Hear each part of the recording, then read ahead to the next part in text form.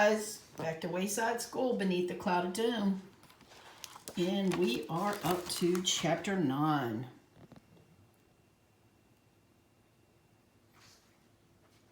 The Gawning. Lewis, the yard teacher, was filling a green ball with air when the cloud of doom cast its gloomy shadow over the schoolyard. He felt an eerie chill as he pushed down on his air pump. Suddenly there was a loud bang, and the next thing Lewis knew, he was lying on the blacktop. He slowly sat up. He wiggled his fingers, he stuck out his tongue, and moved it from side to side. He seemed okay. He stood up, still a little wobbly. Bits of green rubber were scattered across the playground. His air pump was on the other side of the dodgeball circle. The ball must have exploded from too much air, he realized.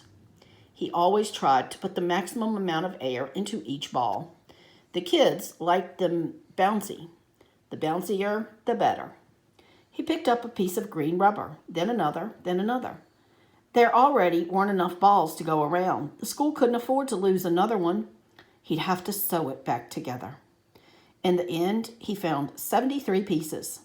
It was unusually dark for this time of day. He hoped he hadn't missed any. The gong, he remembered. He hurried to the principal's office, stuffing cotton balls into his ears as he ran. "You're late, Lewis," said Mr. Kidswater. But Lewis couldn't hear him.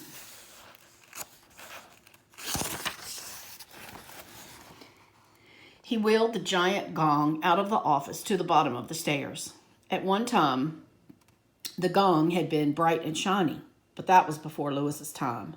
Now it was dull and heavily dented.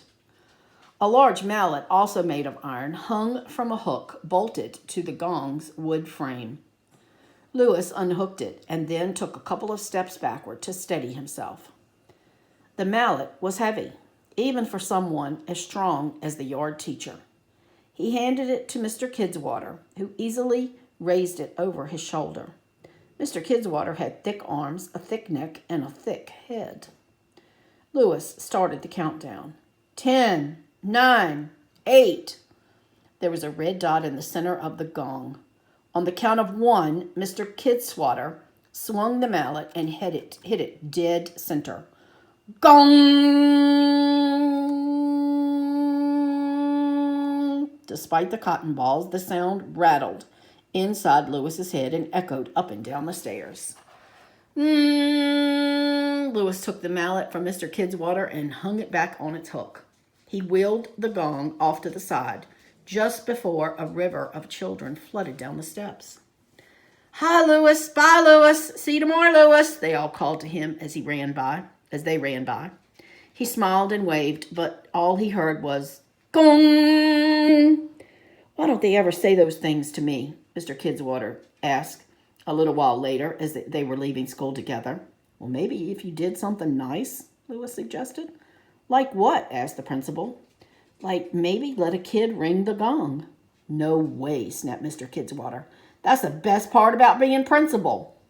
"Or how about getting some more balls for recess?" Lewis suggested.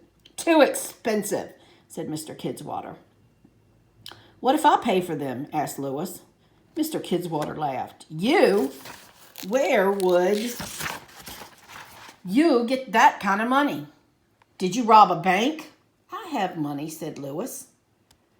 "I've written some books about Wayside School." "And you got paid for that?" Mr. Kidswater asked. Lewis shrugged. Mr. Kidswater frowned. Lewis hoped he hadn't broken a law.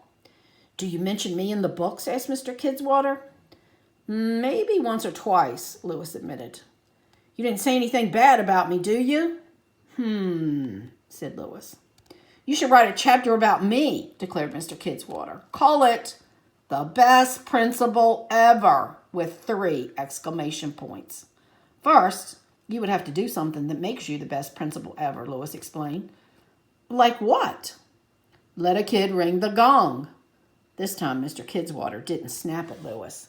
You could tell he was thinking about it. Lewis looked up at the gloomy cloud.